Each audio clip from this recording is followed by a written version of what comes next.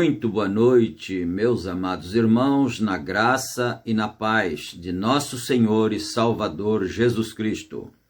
A partir de agora está entrando no ar mais uma programação de fé, com hinos, orações e a mensagem poderosa de Deus ao nosso favor. E nesse instante, vamos fazer então uma oração para darmos início ao nosso culto desta noite. Bondoso Deus, Pai de nosso Senhor Jesus Cristo, agradecemos ao Senhor nesse instante por mais esta oportunidade de estarmos reunidos ao redor da Tua santa palavra, ó Pai. Neste momento nós pedimos perdão por todos os nossos pecados, nossos erros, nossas fraquezas, e colocamos nas mãos do Senhor as nossas vidas, meu Deus. Pedimos que o Senhor abençoe cada um de nós, cada filho do Senhor, cada filha, as crianças, os jovens, os velhos. Ajuda todo o teu povo, Senhor Deus, dando vitória a cada um. E nós pedimos que o Senhor aceite também o nosso culto, a nossa adoração neste momento, e que nós possamos estar fazendo tudo com sinceridade, com fé, em nome de nosso Senhor Jesus Cristo. Nós pedimos todas estas bênçãos e te agradecemos agora e para todos sempre. Amém. Amém. Muito bom. A escritura que vamos ler nesta noite está registrada no livro de Isaías, capítulo 59, e nós começaremos com o versículo 1. E o primeiro hino que vamos cantar é o hino de número 27 do nosso Inário Shalom. Então, vamos todos adorar a Deus com esse louvor.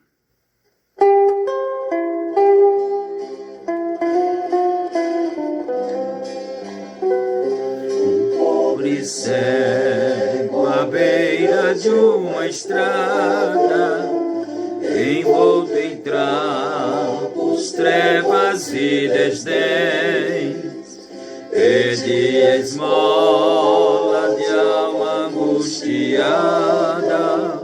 Veio Jesus e trouxe a luz e o bem. Ao ver Jesus, a tempestade cessa. Ao ver Jesus, as lágrimas se vão. Ele transforma toda a nossa vida, iluminando a negra escuridão.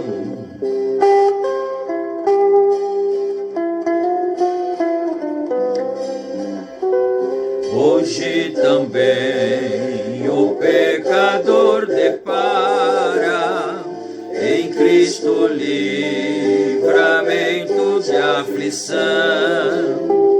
Em meio à tentação que o destroçara, veio Jesus e trouxe a salvação. Ao ver Jesus, a tempestade cessa. Ao ver Jesus, as lágrimas se vão. Ele transforma toda a nossa vida, iluminando a negra escuridão.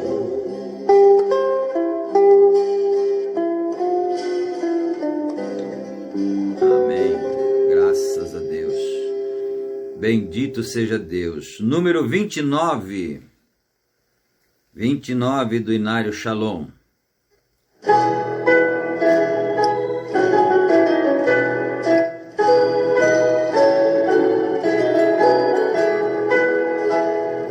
Oh, louvai o Cristo, bom mestre divino, para salvar-nos a sua vida deu. Graça e força, hoje sou Cristo, sou glória, pois seu sangue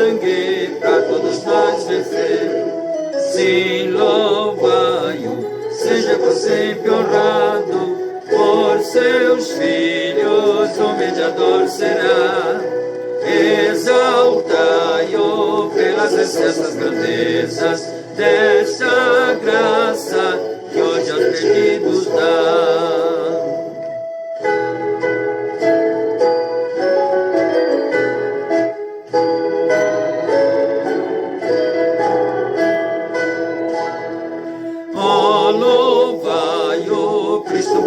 Divino, bons conselhos dá ele ao pecador, dá-lhe ao mundo dádivas maravilhosas, concedidas por esse Salvador. Vinde todos, servos fiéis de Cristo, Ele nunca vos abandonará. Exaltai-o pelas excessas grandezas desta graça que hoje aos perdidos dá.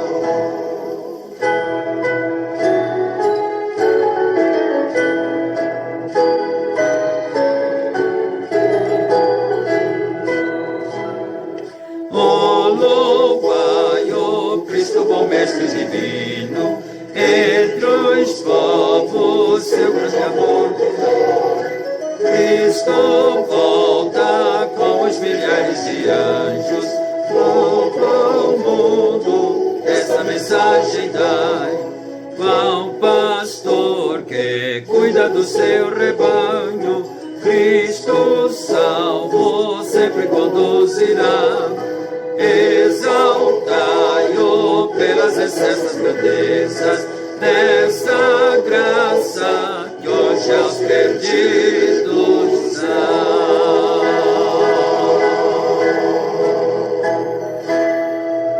Amém. Glória a Deus. Número 30 do Inário Shalom.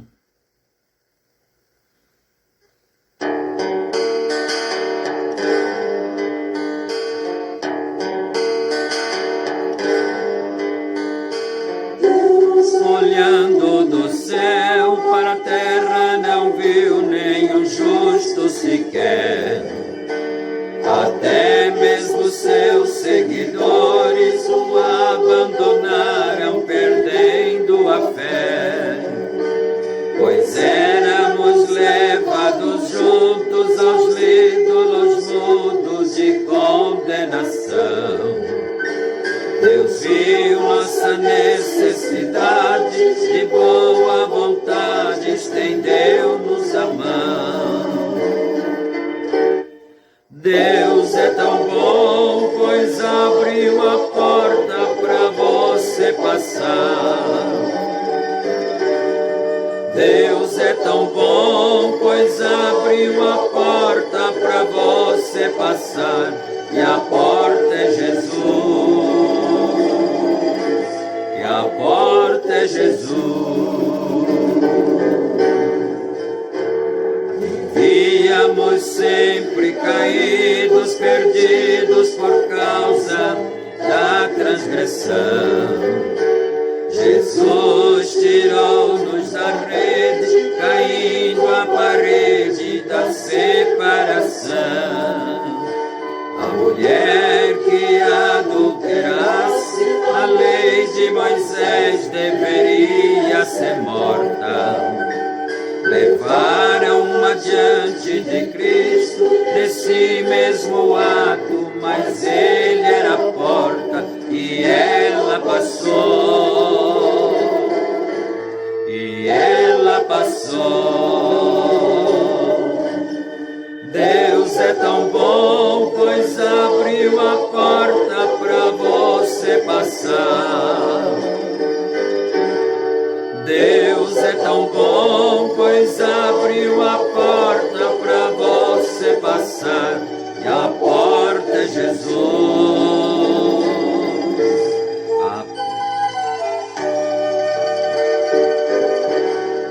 Deus é tão bom, pois abriu a porta para você passar.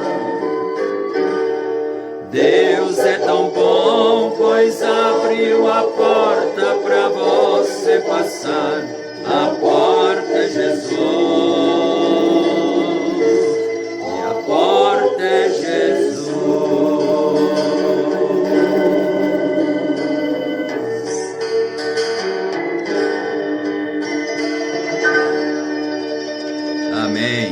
Glórias ao Senhor. Número 31 do nosso Inário Shalom. Oh,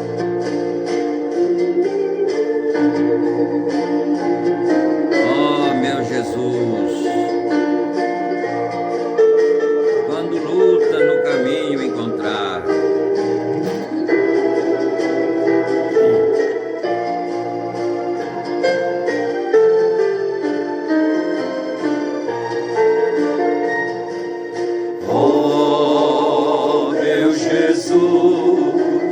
quando lutas no caminho encontrar a tua mão, pois Ele vem me ajudar. Não temerei, amparado por ti mesmo, meu Jesus. Oh, Salvador, a vitória me vem por tua luz. Por ti espero, grandioso Salvador, para andar de valor em valor. Oh, meu Jesus, minhas forças hei de ver mais aumentar, tendo a fé, tua graça não me faltará.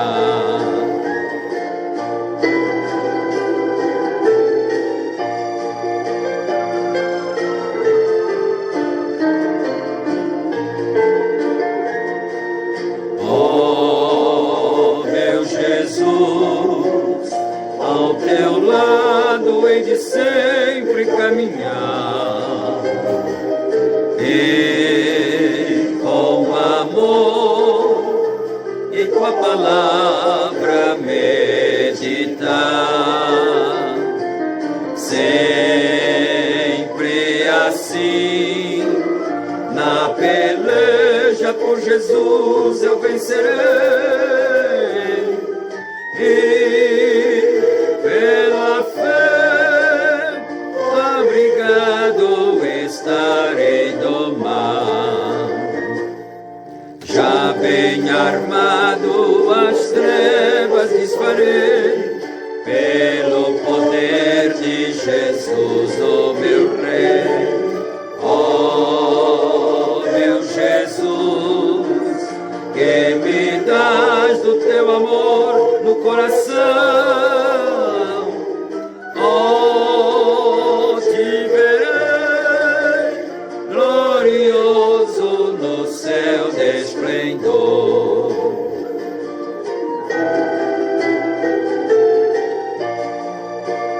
Glórias ao Senhor nosso Deus.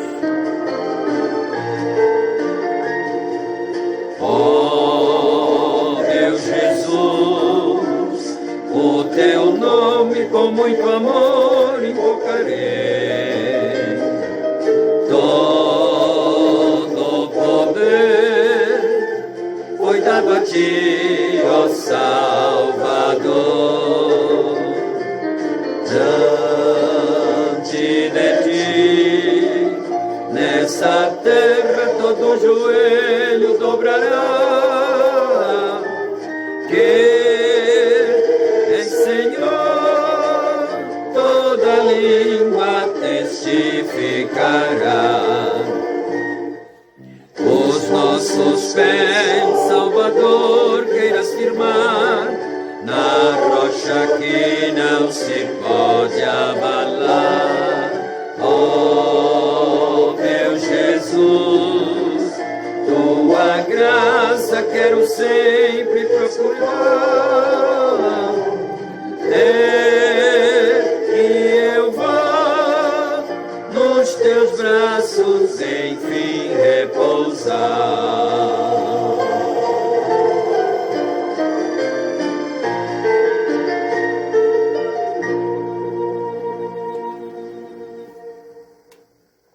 Amém. Glória a Deus. Que Deus aceite o nosso louvor. como é bom adorar o Senhor, como é bom cantar louvores ao nosso Deus. Você sabe que Deus gosta de ser adorado pelos seus filhos, né? Deus habita entre os louvores, e nós temos assim as experiências dos nossos irmãos do passado, que estavam presos muitas vezes em cadeias públicas, né? E de repente eles estavam cantando ali, adorando a Deus ali na prisão, e algo grande acontecia. Às vezes um terremoto acontecia, desconectava os ferrolhos das portas, das grades, e eles ficavam livres, né? E outra vez o anjo vinha e tirava e libertava. Graças a Deus, e nós estamos cantando aqui, e o profeta de Deus, irmão Brana, diz que quando você canta assim um hino bonito, um hino inspirado, de adoração, de louvor a Deus, os anjos, ele fala assim de uma forma poética, né? Os anjos debruçam no parapeito do céu para ouvir o nosso louvor. Aleluia! Deus nos ajude, que nós tenhamos sempre desejo de louvar ao Senhor, não é? Mas vamos dando prosseguimento aqui, então, ao nosso culto desta noite, né? Conforme foi anunciado, leremos, então, em Isaías 59, começando no versículo 1, onde diz assim: Eis que a mão do Senhor não está encolhida, para que não possa salvar, nem agravados o seu ouvido, para não poder ouvir. Mas as vossas iniquidades fazem separação entre vós e o vosso Deus, e os vossos pecados encobrem o seu rosto de vós, para que não vos ouça. Porque as vossas mãos estão contaminadas de sangue, e os vossos dedos de iniquidade. Os vossos lábios falam falsidade, e a vossa língua pronuncia perversidade. Amém, Senhor Jesus Cristo. Capítulo 59 de Isaías, do versículo 1 até o 3. Que o Senhor Deus acrescente as suas bênçãos a essa leitura, que é a leitura da santa palavra do Senhor nosso Deus, não é? E nós vamos, então, dar prosseguimento aqui no estudo que estamos fazendo sobre a mensagem intitulada A Junção do Tempo. Mensagem que foi pregada pelo profeta de Deus William Branham em 15 de janeiro de 1956, né? Muitos de nós não tinham nascido ainda, né? Outros estavam muito jovens, garotos, né? E Deus deu essa mensagem para o seu profeta. E ele disse que estava dormindo de manhã, né? E aí o Senhor Deus deu para ele esse assunto, a junção do tempo. Mas vamos aqui então no parágrafo 83 e vamos extrair dessa mensagem o nosso alimento espiritual, agora, nesse tempo nosso, nesse devido tempo, não é? Muito bem. A santidade de Deus não pode suportar a iniquidade do mundo. Mas antes que ele traga isso para a junção, ele envia o sinal luminoso vermelho de advertência. Não somente isto, mas antes de Deus destruir Sodoma e Gomorra, ele também enviou anjos à terra, que se misturaram no meio dos homens. Isso é bom a gente ter conhecimento dessas coisas, né? Quer dizer, ele mandou anjos nos dias de Sodoma, antes da destruição. Então Deus sempre manda um sinal luminoso, conforme nós já temos aprendido, e estamos agora nos inteirando mais ainda aqui nessa mensagem que estamos estudando, não é? Ele manda sinais luminosos, advertências, e achei muito importante isso aqui. Nos dias de Sodoma, ele enviou anjos à terra que se misturaram no meio dos homens. Então quer dizer que eles não eram espíritos, eles eram seres materiais, né? Seres materializados que estavam no meio dos homens. Mas vamos para frente aqui, né? 84. E antes do fim do tempo, Deus prometeu que ele enviaria anjos, e nós os vemos. Eles estão vindo com as mensagens de Deus Todo-Poderoso, o tempo da junção. Não mais do que 3 semanas atrás, ao ver aquele poderoso ali de pé, o qual aparece desde que eu era um garotinho. Esse era o anjo do Senhor que aparecia para o profeta de Deus, não é? E às vezes, não sei se ele vai falar nesta mensagem, mas às vezes ele diz, o anjo do Senhor, quando ele estava na plataforma, né?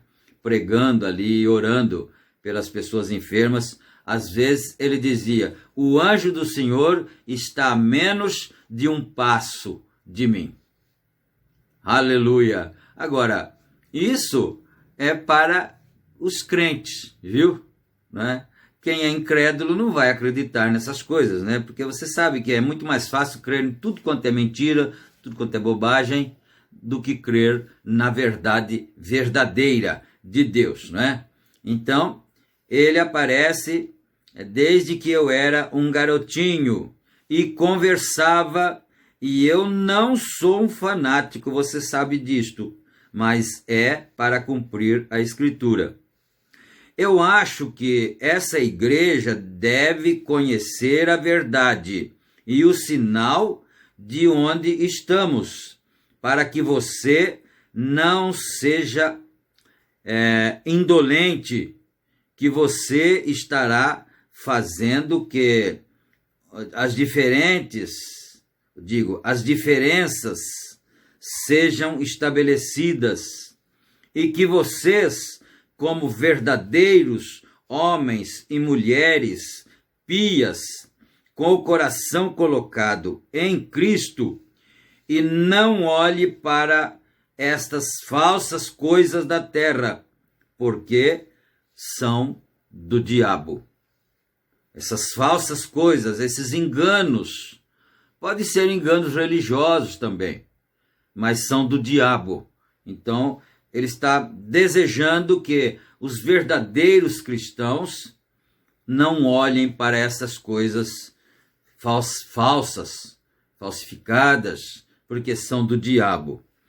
Todas estas discórdias e guerras e lutas e diferenças, olhe para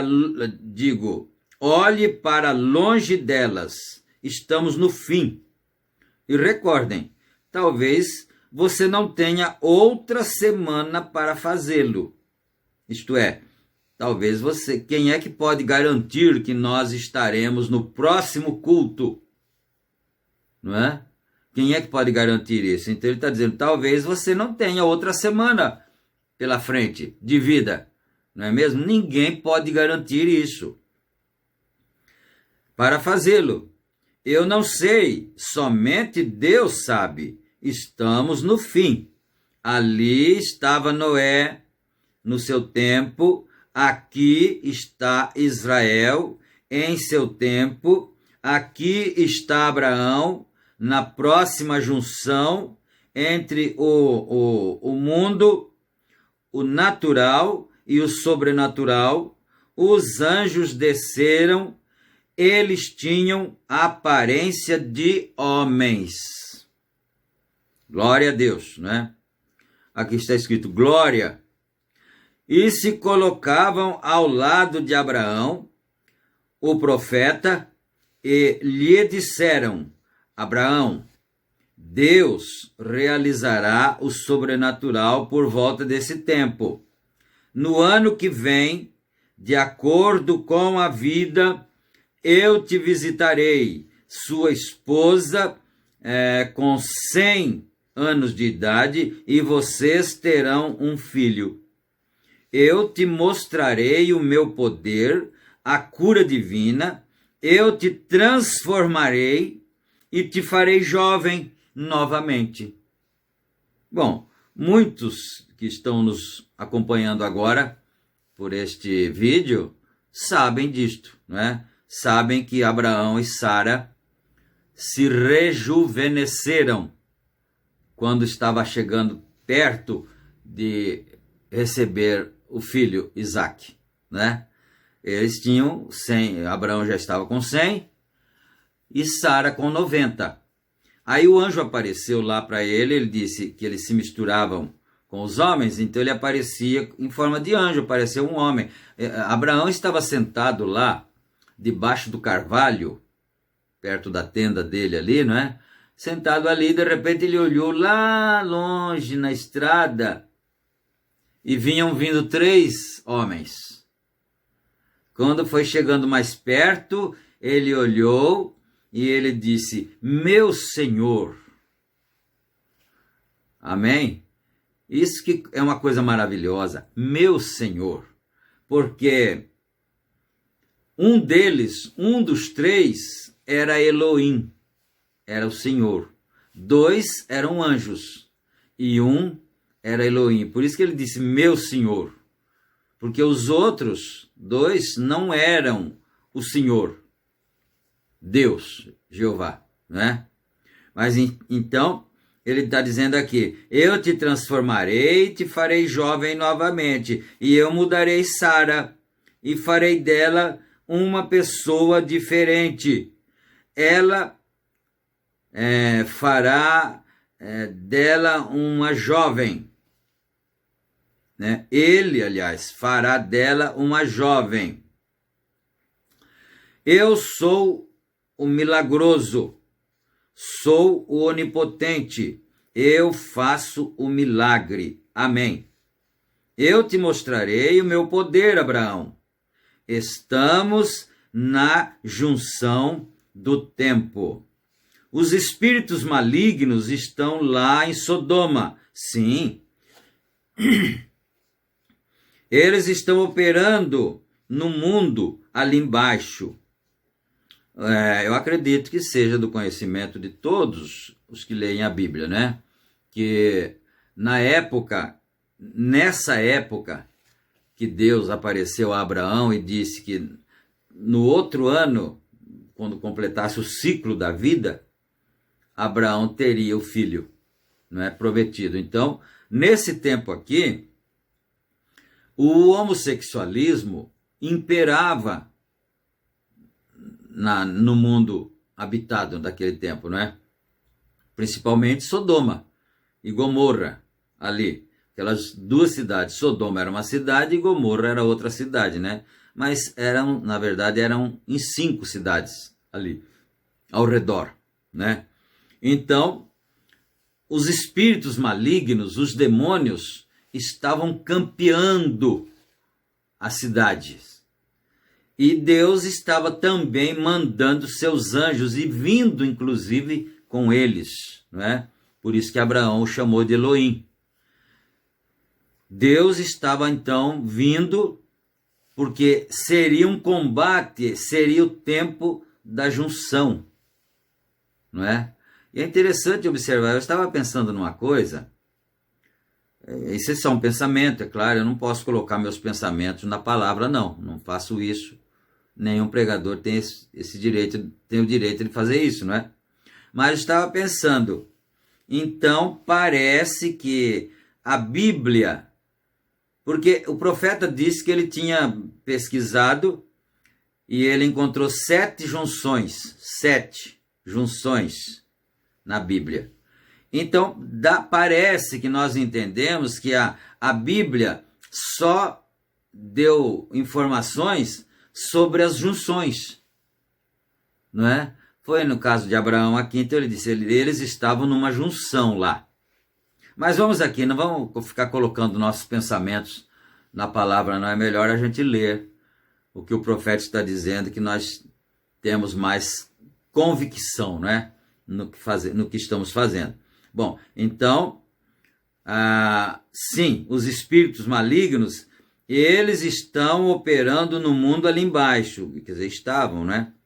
Eles estão operando aqui, hoje, luxúria, deslumbramento e contando piadas licenciosas e todas estas coisas sujas no rádio, na televisão, não são nem mesmo censuradas ou nada mais.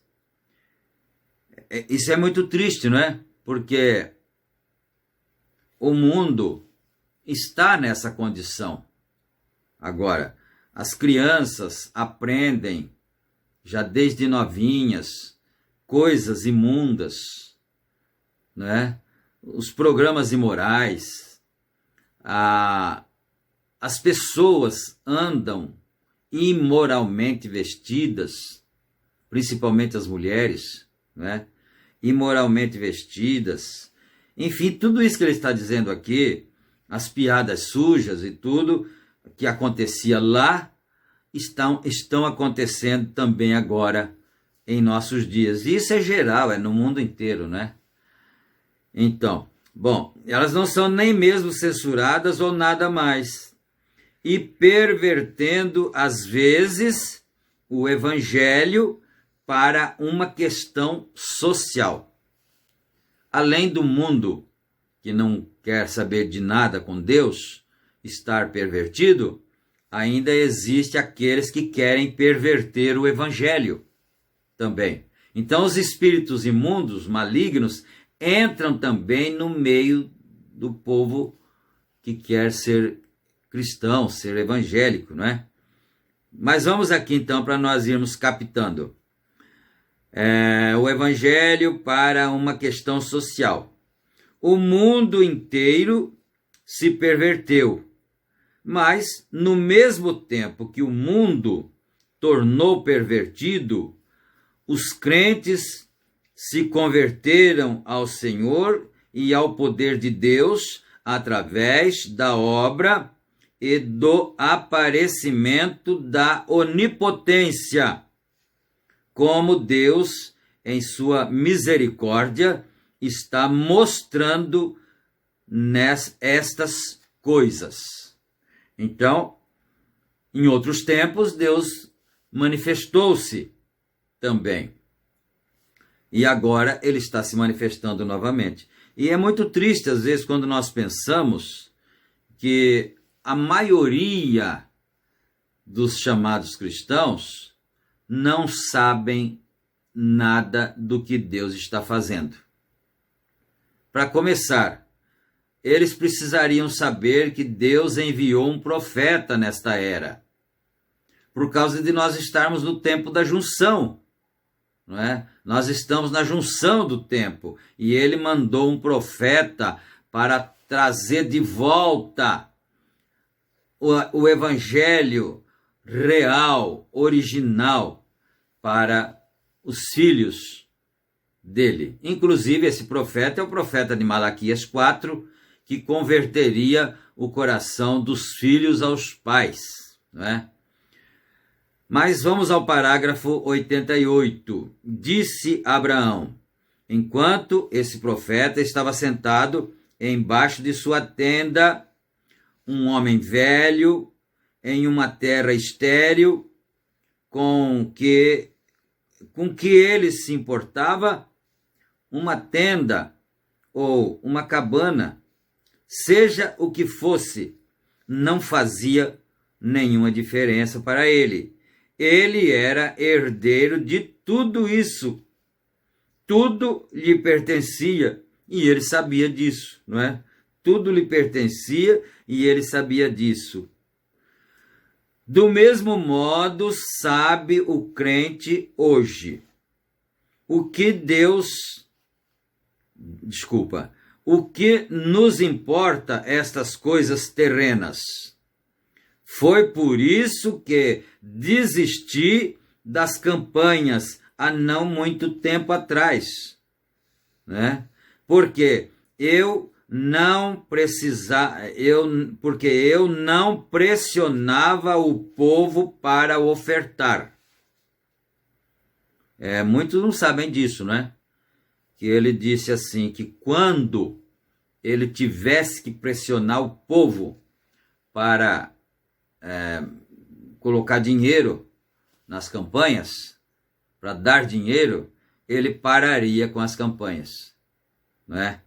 Então, ele diz, foi por isso que eu parei com as campanhas esses tempos atrás, porque eu não pressionava o povo para ofertar. Não me importa o que as pessoas digam. Eu creio que Deus é grande o suficiente para suprir tudo o que ele tem necessidade. Sim, Senhor. E preferiria comer bolachas de sal e beber água pura e pregar o evangelho do que ter as boas coisas do mundo. Não importa se... Mas acontece, deixa eu fazer uma meditação aqui, né? Acontece que ele disse aqui que Deus é suficientemente capaz de sustentar a sua obra, não é? Sem ter que ficar extorquindo dinheiro. Mas acontece que esses caça-níqueis que tem por aí, né? Pastores que pedem dinheiro, eles não estão pensando na obra, porque a obra Deus faz. Eles estão pensando em si próprios, em encher seus bolsos, em criarem grandes impérios e ficarem sendo intitulado pastor mais rico do país, né? Isso é do anticristo. Isso não é de Deus. Isso é certo. Isso não é de Deus. Jesus não ensinou isso, porque ele disse, as raposas têm seus covis, as aves do céu têm seus ninhos, mas o filho do homem não tem onde reclinar a cabeça. Como é que nós queremos ter grandes riquezas, carros caríssimos, de 300, 400 mil reais, né? E muito dinheiro em contas bancárias? Não é para a obra de Deus, é claro, porque a obra de Deus, ele sustenta a sua obra. E São Paulo, você sabe que quando ele escreveu para Timóteo, ele disse para Timóteo que ele só tinha uma capa. E ele disse, venha logo, meu filho, antes do inverno. Não é, traga minha capa, porque ele ia passar muito frio. E outra coisa, se ele não fosse antes do inverno, depois os navios não navegariam mais. E ele passaria o inverno com frio. Ele só tinha uma capa. Onde estava a riqueza de Paulo, hein? Né? Onde estava o dinheiro? Em qual conta bancária? Isso não quer dizer que nós não precisamos do dinheiro. Claro que precisamos. Nós temos que comer. Nós temos que vestir a nossa roupa, né? Temos que ter o automóvel para andar, porque é condizente com o tempo em que vivemos. Você não vai visitar uma família hoje, aí 100 quilômetros de distância, às vezes fazer um culto de carroça ou a cavalo. Não estamos nesse tempo, não é claro, mas é tudo dentro de uma certa modéstia, dentro de um certo limite. Tendo o que comer e o que vestir, nós devemos estar dando graças a Deus, não é? Mas enfim, ele preferia beber água pura com bolacha e pregar o evangelho do que ter as boas coisas do mundo. Não importa se conseguimos fazer com que se encomendem nas suas mãos e olhem para a onipotência. Correto. Observe onde isso está. E nós o vemos enquanto ele segue como Abraão, assentado sob a sua tenda, e aqueles anjos apareceram para ele. Eles desceram para Sodoma e Gomorra, e descobrimos que Deus, naquele dia, realizou milagres. Ele trouxe fogo do céu e varreu a cidade e limpou a terra e deu tudo para Abraão. E a mulher de Ló se transformou em uma estátua de sal, porque ela olhou para trás. Para trás ela olhou, não é? Como um monumento de desgraça, que era uma grande dama no meio da sociedade da cidade de Sodoma e Gomorra. E todos os vales foram varridos quando Deus realizou o milagre com fogo e enxofre do céu. Então, Sodoma e Gomorra, né, pegou fogo, foi incendiada, e o profeta diz que o fogo varreu todos os vales, todos os arredores ali. Que tempo maravilhoso! Que grande tempo para se viver! Deus, na sua onipotência, ali, veio uma junção novamente. Acho que vou apressar por causa do tempo. Terei que apressar. Ali vem a onipotência, a presença novamente. Havia um sujeito chamado Acabe. Casou-se com uma garota chamada Jezabel, o qual era um crente, ele, né, Acabe, o qual era um crente a princípio. Acabe, nascido judeu, circuncidado no 8º dia, de acordo com a lei, e foi criado em uma casa religiosa para crer em Jeová. Mas se apaixonou por uma pequena idólatra. Correto. Acabe, crente, se apaixonou por uma pequena idólatra de fé, de religião diferente, né? E hoje, bons homens cristãos estão oscilando sob tal tolice e fascinação, porque aquele coração não tem estado estável em Cristo Jesus. Sim. Que dia estamos vivendo, que tempo! A placa de sinalização está aqui diante de nós. Às vezes, as pessoas podem não entenderem por que um cristão não deve, um cristão solteiro, né, que tenciona casar-se, não deve se casar com uma moça jovem que seja de fé diferente, né? Isso é um jugo desigual. Não é porque ela seja pior do que ele, ou ele seja melhor, ou vice-versa. Não é por isso. É porque são de fé diferente. Acabe fez isso. Em outra mensagem, o profeta diz que Acabe fez uma coisa maligna quando ele fez isso. Jezabel era filha de um sacerdote idólatra, né? E ele, Acabe, foi criado na fé judaica, crendo no Senhor Deus Jeová, mas de repente ele se enamorou dela e se casou. E você sabe da história o que aconteceu, não é? Ela trouxe toda a idolatria para dentro de Israel. E ela fez Acabe se apostatar. Parágrafo 95. Mas então, pouco antes de Deus fazer a prova final, para mostrar quem era Deus, houve um tempo que ali havia um profeta que chegou àquela terra chamado Elias, que foi ungido com a mensagem de Deus. E ele realizou o miraculoso e provou que aquela onipotência ainda era miraculosa.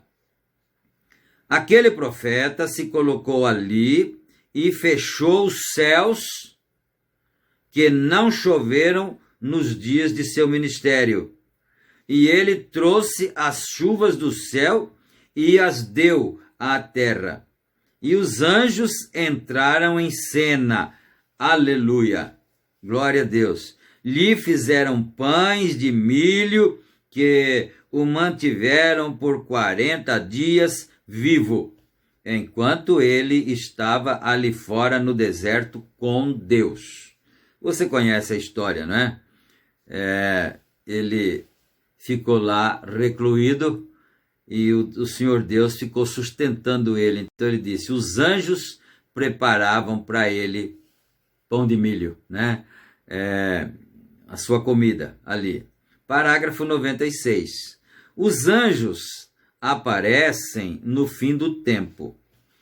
Todos os profetas e as placas de sinalização indicando neste dia que os anjos aparecerão, os profetas aparecerão, sinais e maravilhas. E se Deus fez aquilo para aqueles, ou seja, aquelas pequenas junções ali atrás, o que ele fará agora quando todo o inferno estiver solto?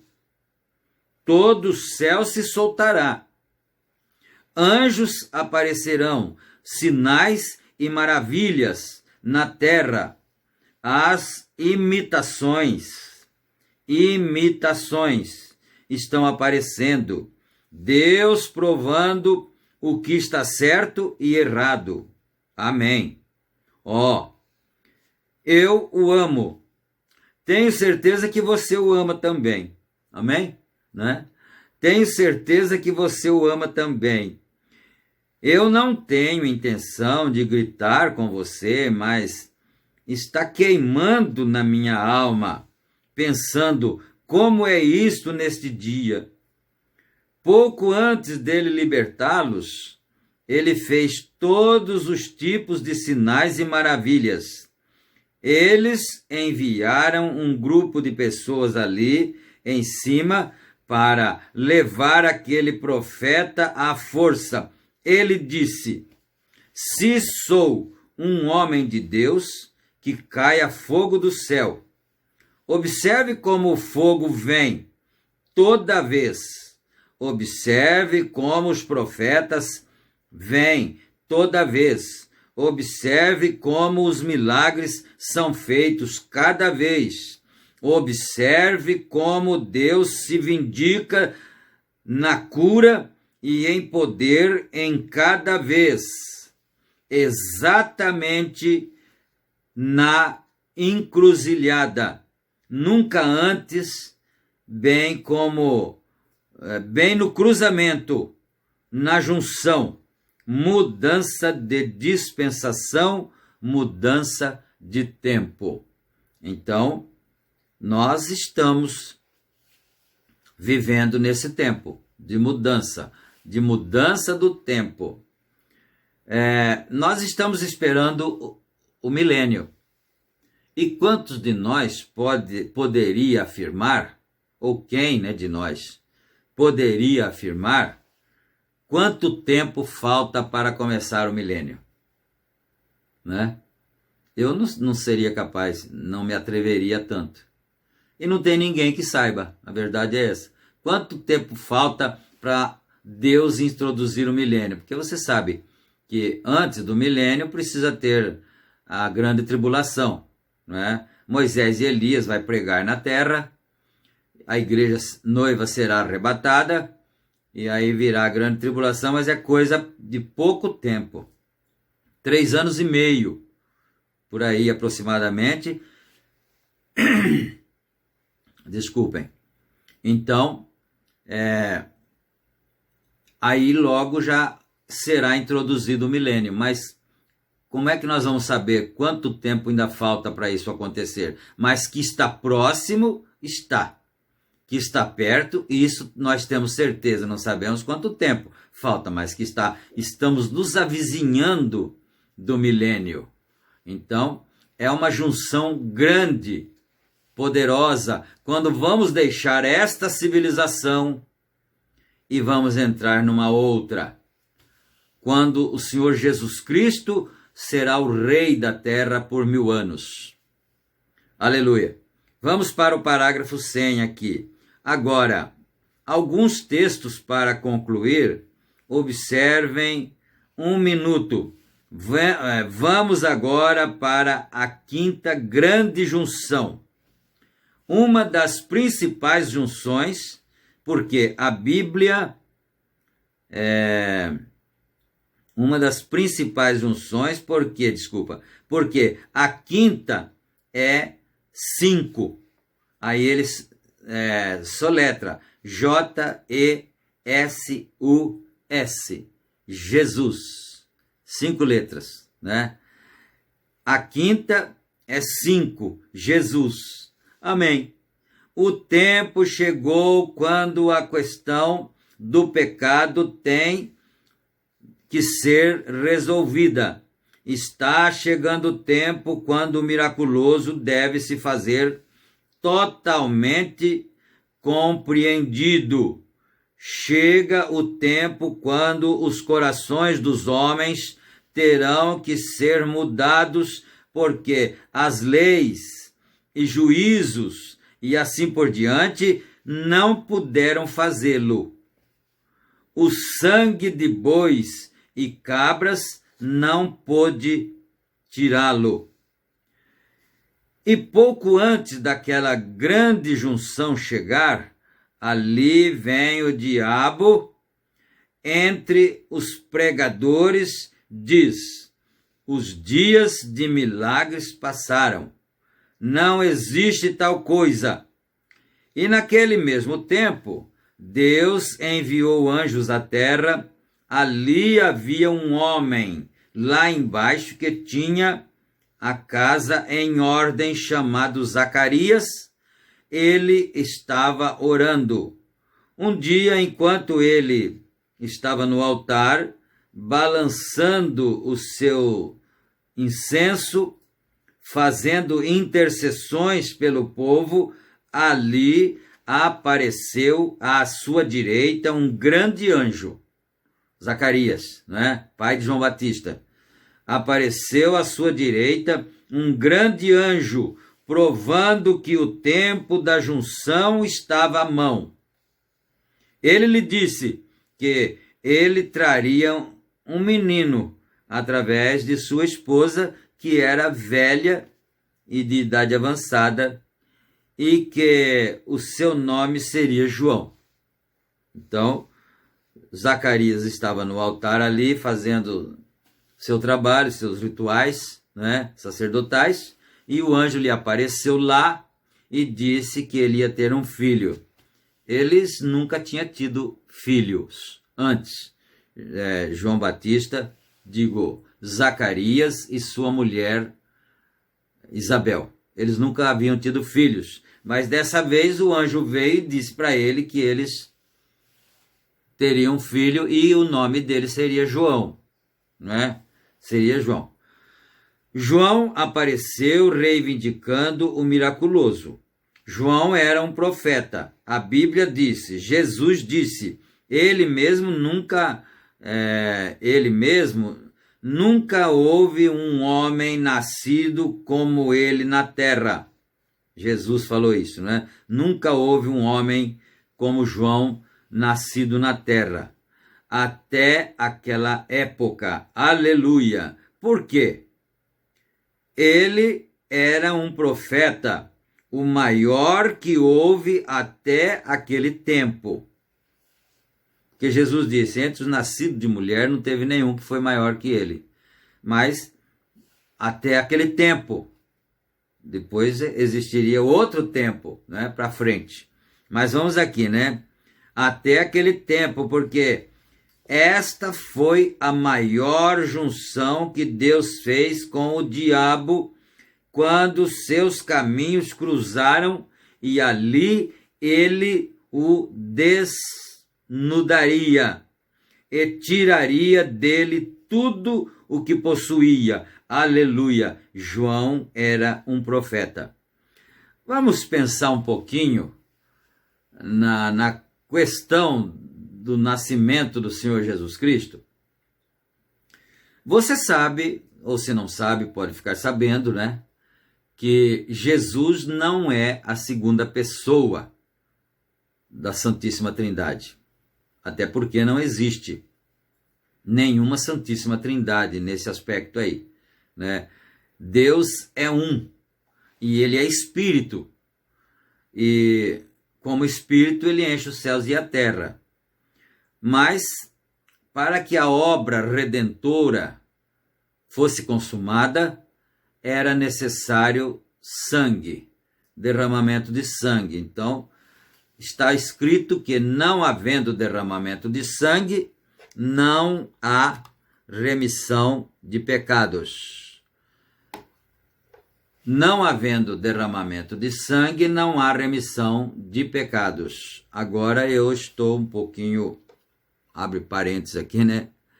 Sem saber o tanto de tempo que nós estamos falando, porque o cronômetro ficou parado. Não sei se está enguiçado, está quebrado, ele caiu no chão, não sei se está quebrado, né? Eu não prestei atenção que ele não estava andando, assim, contando os minutos, né? Agora, eu penso que nós estamos mais ou menos perto, mas não dá para saber exatamente. Vamos mais um pouquinho, depois a gente para, então, para não cansar muito os irmãos, né? Então, vamos voltar aqui no parágrafo que nós estávamos lendo, né?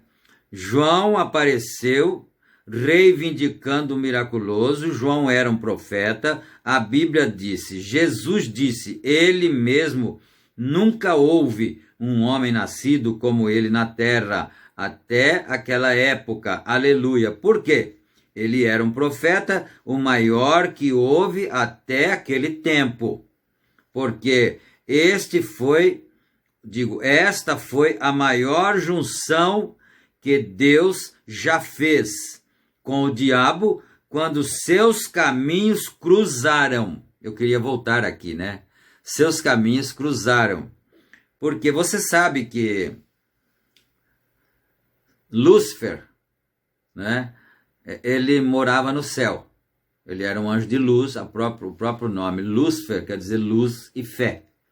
Ele era um anjo de luz e todos conhecem a história bíblica que ele se rebelou lá e foi lançado para a terra, né? Porque ele queria, o profeta chegou a dizer que ele tinha inveja acho que de Gabriel, do anjo Gabriel, né? E ele queria ocupar o lugar de Gabriel.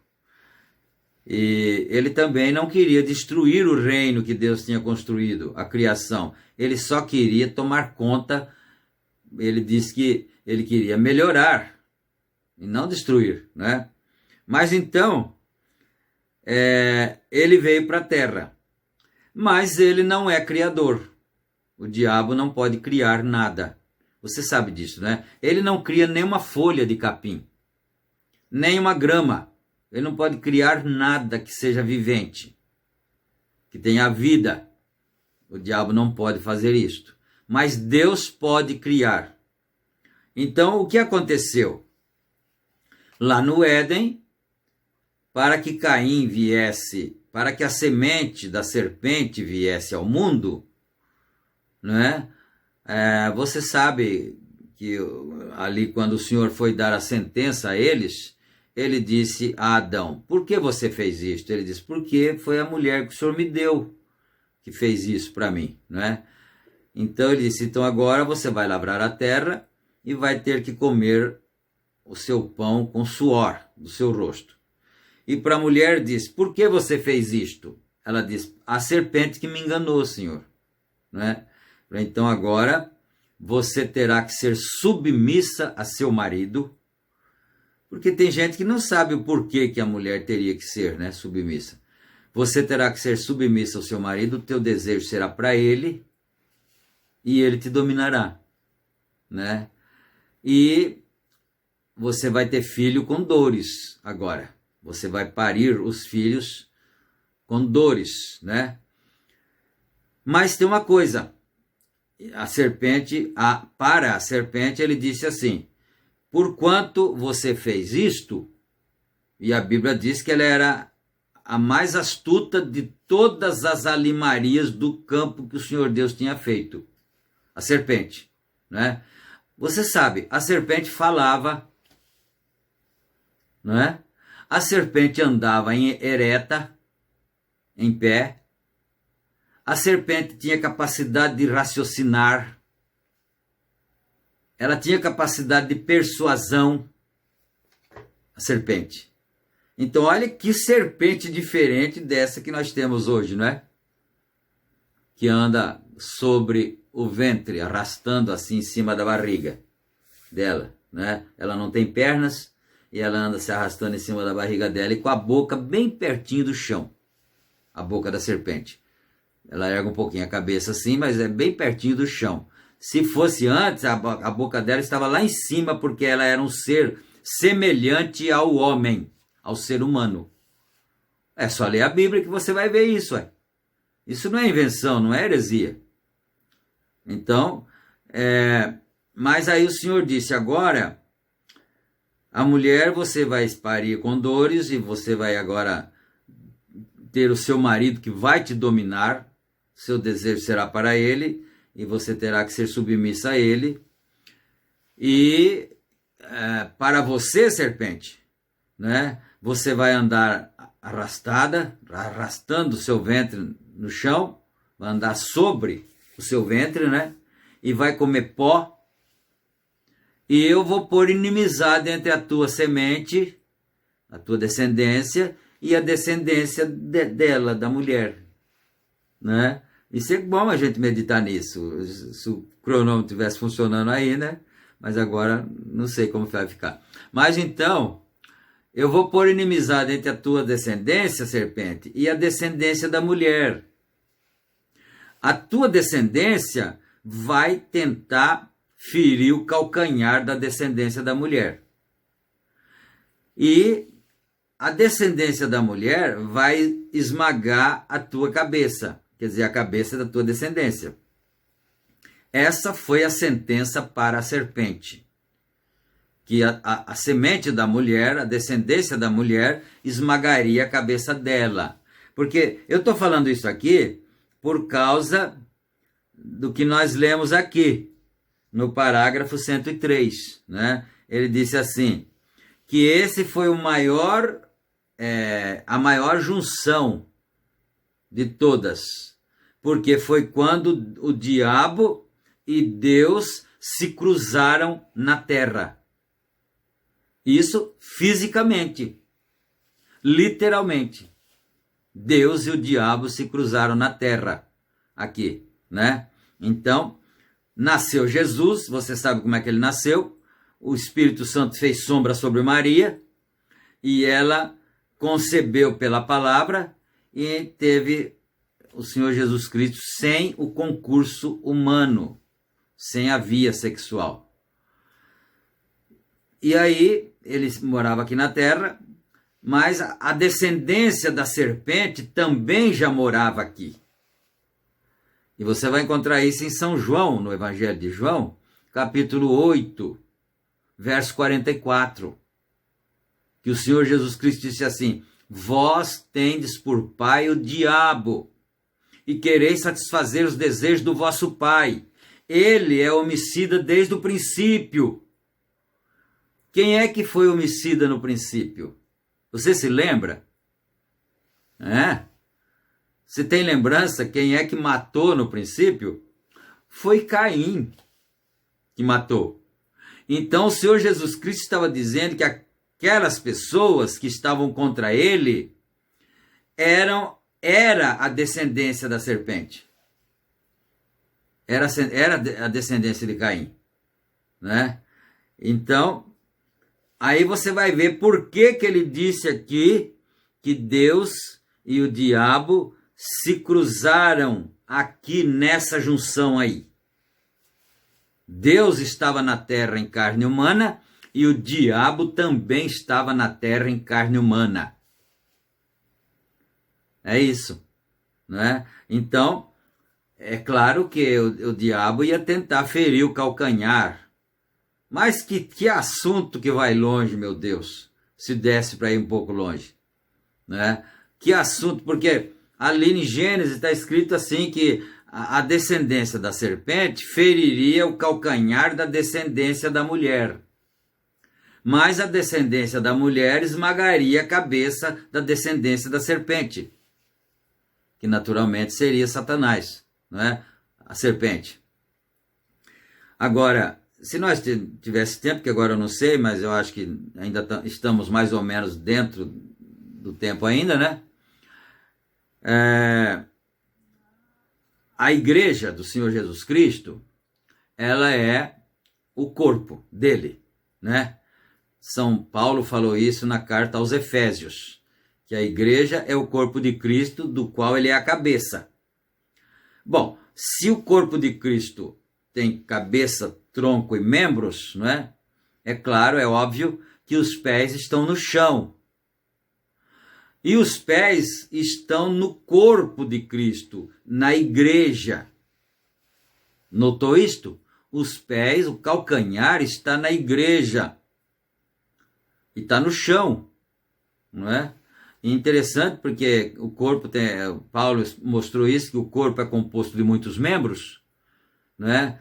E então o calcanhar que está no pé é um dos membros que carrega o peso do corpo, não é? Eu não posso fazer inferência aqui. Se algum dia eu ler uma mensagem do irmão Brana que fale alguma coisa a respeito disso, eu ficaria muito satisfeito, não é? Mas veja bem, quem é que carrega o peso do corpo na igreja? Não é o pastor? Não é? É o pastor que carrega o corpo. Então, eu não quero fazer inferência, eu já disse, né? Mas quem sabe um dia venha uma mensagem que esclareça isso para nós, né? Então, onde a descendência da serpente iria? Em que parte do corpo ela iria? No calcanhar. Na parte frágil do corpo, porque a cabeça é forte, que é Cristo. Então, que Deus nos ajude a compreendermos essas coisas, né? Então, ele vem na igreja. Por isso, nós lemos lá em Isaías, né? Deixa eu ver se eu fecho aqui o parágrafo. Deixa eu só fechar o parágrafo, são umas linhas aqui, né? Então, os caminhos se cruzaram e ali o desnudaria e tiraria dele tudo que possuía. Aleluia. João era um profeta. Então, fecha o parágrafo 103, né? Porque eu quero voltar aqui um pouquinho, quer ver? Aqui é onde nós lemos, já para terminar. Isaías 59, verso 1, né? Aqui, ó. Eis que a mão do Senhor não está encolhida para que não possa salvar, nem agravados os seus ouvidos para não poder ouvir.